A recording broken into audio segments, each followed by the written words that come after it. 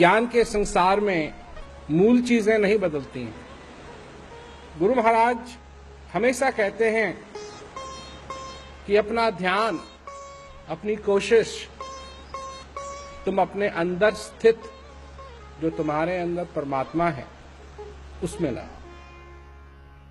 इसी ज्ञान का प्रचार श्री महाराज जी ने किया, जगह जगह गए, लोगों को समझाया। जिसने अगर एक क्षण भी हृदय से उनकी बात सुनी, 5 मिनट की नहीं कह रहा हूं मैं, 10 मिनट की नहीं कह रहा हूं मैं, 1 घंटे की नहीं कह रहा हूं, एक क्षण हृदय से बात सुनी तो उस व्यक्ति को समझ में आई।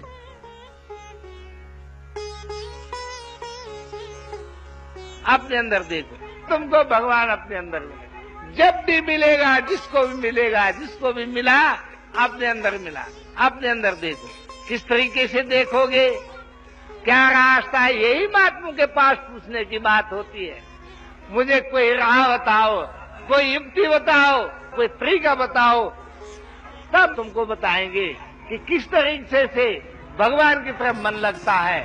अब तुम चाहोगे अपने आप, अरे अपने आप तो तुम 26 अक्षर अंग्रेजी के ABCD उन्हीं को निरख सकते हो, उन्हीं को तुमको ज्ञान नहीं होता, तो वो जो गुहा विद्या, राज विद्या है, उसका ज्ञान तुमको बगैर गुरु के कैसे हो जाएगा। श्री महाराज जी का सानिध्य तो मुझे बचपन से ही प्राप्त हो गया था।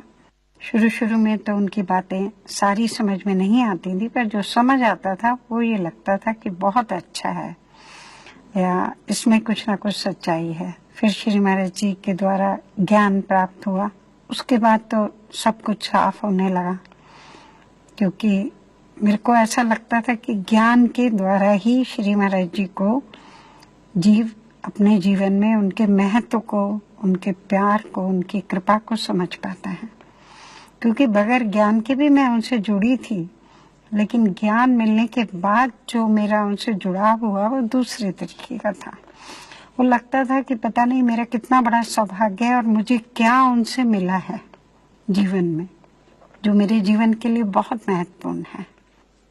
सन 1958 में मैं श्री महाराज जी के संदेश के संपर्क में आया और उसमें मैंने ये सुना कि जो भगवान की शक्ति है, ईश्वर है, उसका स्वरूप है, उसका मनुष्य अपने हृदय में अनुभव कर सकता है।